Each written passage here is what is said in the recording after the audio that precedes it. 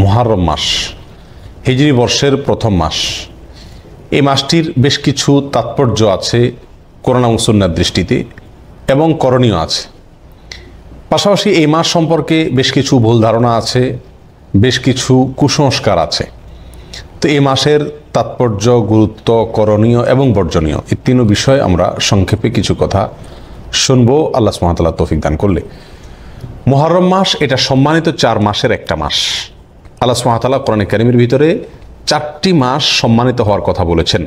সূরা তাওবায় সেই 4টি মাসের সম্মান প্রসঙ্গে একাধিক আয়াতে আল্লাহ সুবহানাহু ওয়া তাআলা বিস্তারিত আলোচনা করেছেন। সেই সম্মানিত 4 মাস কোন কোন মাস সে ব্যাপারে আবু বাকরাতা রাদিয়াল্লাহু তাআলা আনহু বর্ণিত সহিহ বুখারীর হাদিসে আসছে, নবী সাল্লাল্লাহু আলাইহি ওয়াসাল্লাম বলেছেন, সালাতুন মুতাওয়ালিয়াত, 3টি হলো ধারাবাহিক মাস, আর সেই 3টি হলো জিলকদ, জিলহজ এবং এই যে মুহররম মাস এটি। আর আরেকটি মাস হলো ওয়ারজব মুদর আল্লাযী বাইনা জুমাদা ওয়া শাবান, আরেকটা হলো রমজানের আগের মাসের আগের মাস রজব মাস, যেটা জুমাদা সানি এবং শাবানের মাঝামাঝি মাস, সেইটা হলো 4র্থ মাস। আর এই 3টা মোট 4টা মাস। এই মাসগুলোকে আল্লাহ সুবহানাহু ওয়া তাআলা সম্মানিত বলে ঘোষণা করেছেন এবং এই মাসগুলোকে আল্লাহ সুবহানাহু ওয়া তাআলা মর্যাদা দিয়েছেন। আর সেজন্য এই মাসগুলোকে সম্মান দেওয়া, এগুলোর মর্যাদা দেওয়া একজন ইমানদার হিসাবে আমাদের সকলের কর্তব্য। এই মাসগুলোতে পাপাচার না করা। আল্লাহ সুবহানাহু ওয়া তাআলা বলেছেন, ফালা তাজলিমু ফিহিন্না আনফুসাকুম, এই সম্মানিত মাসগুলোতে তোমরা নিজেদের প্রতি নিজেরা অবিচার করো না। মুফাসসিরিন ইকরামের অনেকেই বলেছেন এখানে অবিচার করা বলতে পাপাচার করা, গুনাহের কাজ করা, অর্থাৎ অন্য সময় গুনাহের কাজ করা তো জঘন্য, এই সম্মানিত মাসে গুনাহের কাজ করা, পাপের কাজ করা, অন্যায় করা আরও বেশি জঘন্য। কারণ একটা অন্যায় কাজ একজন সম্মানিত মানুষের সামনে করা, এটা ডবল অন্যায়। সম্মানিত মানুষের অসম্মান হয়, আবার অন্যায় কাজ করা হয়। এই জন্য এই মাসগুলোতে অন্যায় থেকে বেঁচে থাকার জন্য বিশেষভাবে চেষ্টা করা দরকার, সচেষ্ট থাকা দরকার। কারণ আল্লাহ তাআলা এই মাসগুলোকে কি দিয়েছেন? সম্মান দিয়েছেন। আল্লাহর সম্মান, আল্লাহর দেওয়া সম্মান রক্ষা করার জন্য এই মাসগুলোতে পাপের কাজে একটু পিছপা হওয়া একজন মুমিনের উচিত এবং নেকের কাজে, রুটিন নেকের কাজ যেগুলো, সেগুলোতে অগ্রসর হওয়া উচিত। অতএব এই সম্মানিত মাসের অন্যতম প্রধান এই করণীয়, এটি আমরা মাথায় রাখবো ইনশাআল্লাহ। এই মুহররম মাস আবার সম্মানিত মাসগুলোর ভিতরে অনেক উলামা ইকরামের মতে সবচাইতে শ্রেষ্ঠ। সম্মানিত যে 4টা মাস আছে তার ভিতরে সবচাইতে শ্রেষ্ঠ এবং রমজানের পরেই মর্যাদার বিচারে শ্রেষ্ঠ মাস হলো এই মুহররম মাস। মুহররম শব্দের অর্থই হলো সম্মানিত। মুহররম শব্দের অর্থই কি? সম্মানিত। এই মাসটার নামই হলো সম্মানিত মাস এবং হাদিসে এটাকে আল্লাহর মাস বলা হয়েছে। সব মাসই আল্লাহর, সব দিনই আল্লাহর, সব সময়ই আল্লাহর, কিন্তু এটাকে হাদিসে নবী করিম সাল্লাল্লাহু আলাইহি সাল্লাম শাহরুল্লাহ, সহিহ মুসলিমের হাদিসে শাহরুল্লাহ বলেছেন, অর্থাৎ আল্লাহর মাস। আল্লাহর দিকে সম্বন্ধ করে এই মাসটির মর্যাদা আরও বৃদ্ধি করা হয়েছে। এই জন্য সম্মানিত 4 মাসের ভিতরে আবার এই মুহররম মাসের সম্মানটা তুলনামূলক বেশি। সেই জন্য এই মাসটার প্রতি আমরা বিশেষ খেয়াল রাখবো ইনশাআল্লাহ। প্রিয় ভাইরা, একটা কথা আমরা বারবার বলে থাকি, সেটা হলো সম্মানিত মাস কখন আসে কখন যায় আমাদের দেশের সাধারণ মানুষ বেশিরভাগ লোক জানেও না।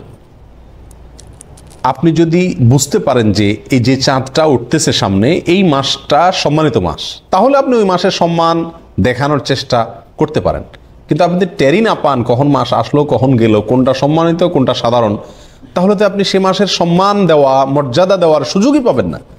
এই জন্য এই ধারণাটি বিলুপ্ত হয়ে গেছে, যেহেতু সমাজ এটার ব্যাপক প্রচার করা দরকার যে বছরে হিজরি বর্ষের 12টি মাসের মধ্যে 4টি মাসকে আল্লাহ তাআলা সম্মানিত ঘোষণা করছেন কোরআনে। খুচরা কোনো বিষয় কোরআনে থাকে না এবং সেই সম্পর্কে আল্লাহ তাআলা বিশদ বিবরণ দিয়েছেন, সম্মান কিভাবে আমরা দেখাবো, অপপ্রচার করা যাবে না ইত্যাদি, যুদ্ধ বিগ্রহ করা যাবে না। এবং এই সম্মানিত 4 মাসের বিস্তারিত বিবরণ নবী করিম সাল্লাল্লাহু আলাইহি সাল্লাম সহিহ বুখারীর হাদিসে বর্ণনা করেছেন। অতএব একজন মুসলিম হিসাবে আমাদের কর্তব্যের অংশ হলো এই মাসগুলো যখন আসে বিশেষভাবে নড়ে চড়ে বসে সম্মান করা। আপনি একভাবে বসে আছেন, ঠ্যাং ট্যাং সব মেলে দিয়ে, হঠাৎ করে আপনার শ্বশুর আসছেন, আপনার ভেতরে এক ধরনের পরিবর্তন আসবে কিনা? একটু নড়ে চড়ে বসবেন কিনা? আপনার বাবা আসছেন, একটু নড়ে চড়ে বসবেন কিনা? এর মানে আপনি তাকে সম্মানিত মনে করছেন। একজন সাধারণ মানুষ আসলে হয়তো আপনি নড়ে চড়ে বসবেন না, কিন্তু আপনার সম্মানিত কোনো মানুষ আসলে আপনার মধ্যে এক ধরনের পরিবর্তন আসবে। এই জন্য ভাই, সম্মানিত 4টি মাস যখন আসে, একজন মুমিন নড়ে চড়ে বসবে। সে যদি মুহররম মাস আর সফর মাস এই দুটার ভিতরে তার কোনো কি না থাকে, তার কর্ম, তার কথা, তার কাজ কাম ইত্যাদিতে যদি কোনো ব্যবধান না থাকে, তার মানে আল্লাহ যে মাসটাকে সম্মান দিলেন সেটাকে সে কেয়ার করল না। ঠিক না ভাই? ঠিক। আর বর্তমান সমাজের প্রায় সমস্ত লোক, ইল্লা আমার রাহিমা রব্বি, হাতে গোনা কিছু লোক ছাড়া প্রায় সকল লোক, আমরা সম্মানিত মাস আর সাধারণ মাসের ভিতরে আমাদের তেমন কোনো পার্থক্য নাই, দৈনন্দিন রুটিনের ভিতরে তেমন কোনো পরিবর্তন নাই। এই জন্য ভাইরা, 2টা সম্মানিত মাস কিন্তু অলরেডি চলে গেছে, একটা জিলকদ, একটা জিলহজ। তো এই যে 2টি সম্মানিত মাস গেল, অন্য সব আমল আপনি বাদ দেন, এই 60 দিনের ভিতরে, এই 2 মাসের ভিতরে আপনার মাথায় কয়বার এই চিন্তাটা আসছে যে যে দিনটা যাচ্ছে, যে সময়টা যাচ্ছে, এটা আল্লাহ ঘোষিত সম্মানিত মাস? এই চিন্তাটা কয়বার আসছে? যারা নিয়মিত নামাজ রোজা করেন আলহামদুলিল্লাহ, তাদের ভিতরে আপনি খবর নিয়ে দেখেন, আপনি নিজেরটা নিজে চিন্তা করেন। এই জিলহজ মাস গেল, এই মাসে কোরবানির কথা বারবার মনে পড়ছে, কোরবানি করছেন, ভালো কথা, কিন্তু এই মাসটা সম্মানিত মাস, কোরবানির আগে পরের দিনগুলোও মর্যাদাপূর্ণ দিন। এই কথাটা অন্তত মাথায় আসছে, মর্যাদা, এটা মাথায় আসলেও তো এটার প্রতি বিশেষ সম্মান মন থেকে তৈরি হয়। ঠিক না ভাই? ঠিক। সেটাই বা আমাদের কতবার হয়েছে? এর উত্তরে আমার মনে হয় বেশিরভাগ লোক বলবেন যে একবারও হয়নি। কি বলেন? আপনাদের কয়জনের মনে পড়ছে যে এটা সম্মানিত মাস? বলেন। একজন পাওয়া গেছে। তো ভাইরা, সেই জন্য এই মাসটি সম্মানিত, এই মাসটি মর্যাদাপূর্ণ, এই ধারণাটি সমাজে ব্যাপকভাবে প্রচার করা দরকার। সামনের যে মাসটি আসছে সেটি এই সম্মানিত মাসের সিরিয়াল বাই 3টি মাসের শেষ মাস, আবার সেটা হলো মর্যাদার দিক থেকে সবচেয়ে সম্মানিত। বিধায় এই জিনিসগুলো আমরা কি রাখবো? ইনশাআল্লাহ মাথায় রাখবো। মুহররম মাসের একটা বিশেষ আমল আছে, বিশেষ গুরুত্ব আছে। সেটা কি?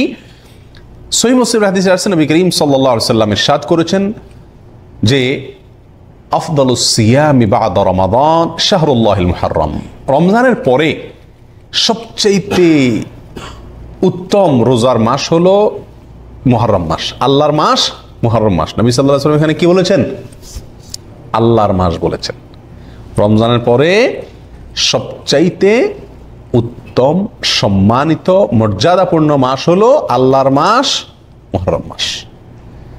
অর্থাৎ রমজানের পরে নফল রোজার শ্রেষ্ঠ মাস, নফল রোজার শ্রেষ্ঠ মাস হলো মুহররম মাস।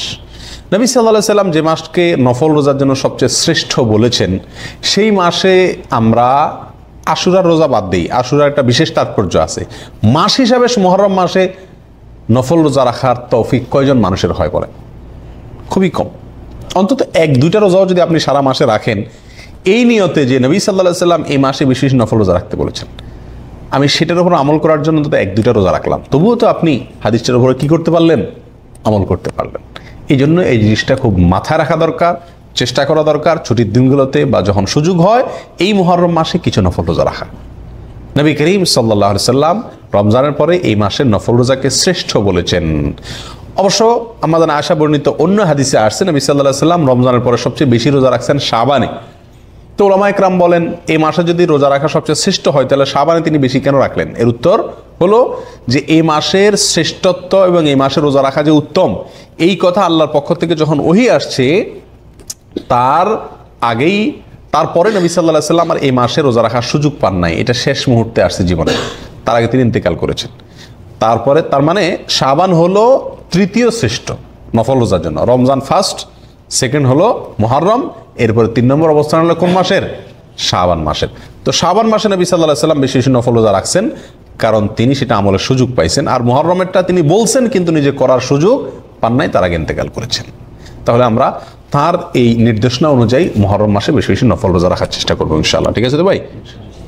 এটা গেল মুহররম মাসের করণীয় প্রসঙ্গে। এই মাসে এই একটি মাত্র মূল করণীয়, বিশেষ সম্মানিত মাস হিসাবে যা যা তা তো আছেই, মুহররম মাস হিসাবে এই মাসের মূল করণীয় হলো এই মাসে বেশি বেশি কি রাখা? নফল রোজা রাখা।